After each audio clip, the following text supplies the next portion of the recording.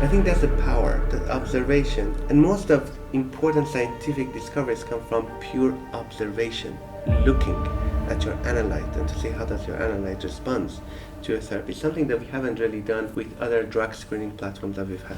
This platform is cool because it offers us a way to do high throughput screening, and this is what I need as data scientist. I need a lot of data. Until now, we had no idea what's happening in the 72 hours. We now know that every patient is different. And now with this system, we can actually see that over 2 weeks. It allows us to monitor over a longer period of time so that we can actually assess dynamic changes. This is also what we assess in a patient. It is how a tumor dynamically changes over time. To help develop new drugs and new combinations of drugs. Imagine calculating now how many well plates that would be, and if you think now some technician having to physically take each well plate every day and image that will take forever. The automation is, I think, really key for the standardization and for allowing for the amount of data to be produced.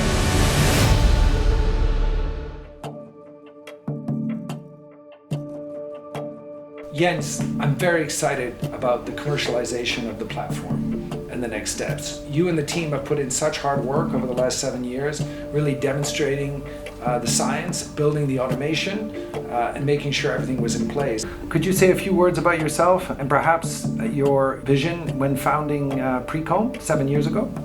Yeah, sure. Thank you very much. Also, thanks for having me today. I'm co-founder and the chief scientific officer of PreComb. We founded PreComb in 2018 together with Peter Steiner and Olivier Mauti to develop a technology which can be integrated directly in the clinic and where patients have a direct benefit, oncology patients have a direct benefit from. Thank you very much for having me here. I am Javad Nazarian. I'm a basic scientist. I have been studying pediatric brain tumors for the past 15 years. I have established with my colleague Sabine Müller a center that specifically focuses on patients who have been diagnosed with diffuse midline glioma. So I'm actually a physicist by training, and I have quite the interest in quantifying efficacy of different cancer treatments. As my center is for radiation oncology, this often involves combinations with radiation. I'm Bettina. I work for the DIPG Research Center with Professor Javad Nazarian. I'm a research associate. I work here since 4 years now. And what I do is I work with cell cultures, so with DIPG cells that are in culture from patients, and we want to test drugs on them.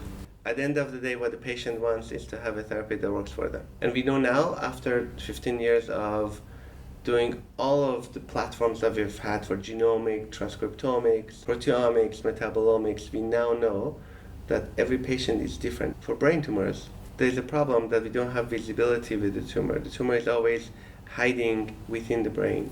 We don't see the response that we are giving, response to the treatment in the clinic. For that reason, these tumors are really challenging. And this is where I think this platform is useful because it offers us a way to do high throughput screening, and this is what I need as data scientist. I need a lot of data. And it allows us to monitor over a longer period of time so that we can actually assess dynamic changes in the patterns of the growth. And this is also what we assess in a patient. It is how a tumor dynamically changes over time. Until now, we had no idea what's happening in the 72 hours. Or they're maybe shrinking in between, or they're growing again. We didn't know. And now with this system, we can actually see that over 2 weeks. Classical screens are looking into how many cells are being killed at a certain time, at a certain concentration. With these longitudinal data, where you are getting data from every day over a longer time frame, how would this fit into your AI models you're building right now, or you're evaluating right now? As you said very rightfully, often this is a single time point. And now take, again, I'm coming back to this example of the radiation therapy. Take that example. It is a proliferation-dependent cell death that is introduced. Only once the cells attempt division, over time, the damage will manifest and lead to cell death, meaning that 72 hours after radiation treatment, these cells under the microscope look perfectly fine. It will take several divisions until we see that, and that's where this longitudinal aspect I think is so important. and it's also what is being done in a patient. And this is the dynamic element, if I Yes. understand correctly. So longitudinal and dynamic, the fact that you can look at it over time, Yeah. it gives you far more insights as you do your work. Is that correct?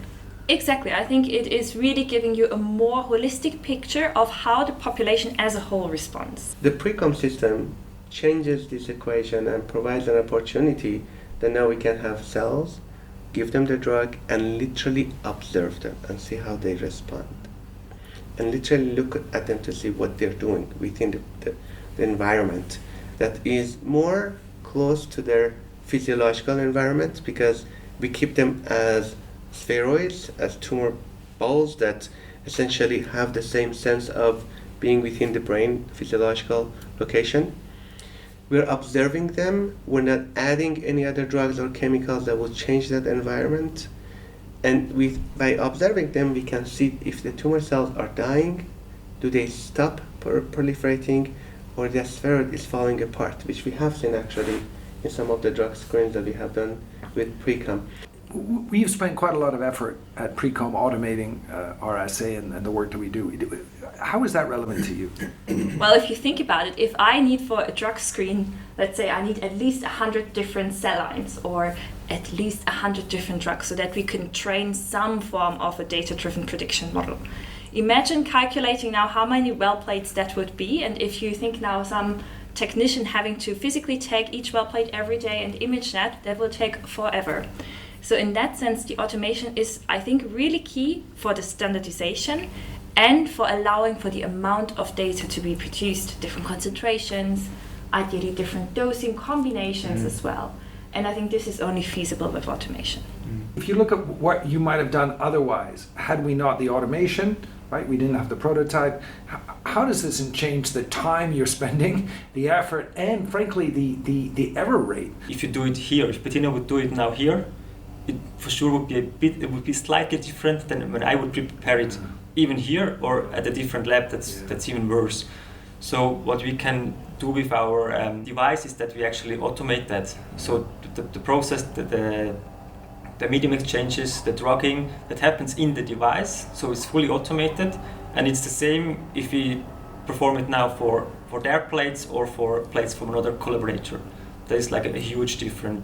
And also regarding like the time spent in the lab, if you would think of image the plate every day by yourself at the same time, this needs a lot of organization. It's not so easy. I mean, you have to stick to specific time plans in the labs, so specific processes need like few hours, and then to like organize this your way is not so easy. Yeah, so it actually helped a lot. So before, as I said, we just had this one time point. Now we have so much data from every time point, and also it's automated, as Severin just said.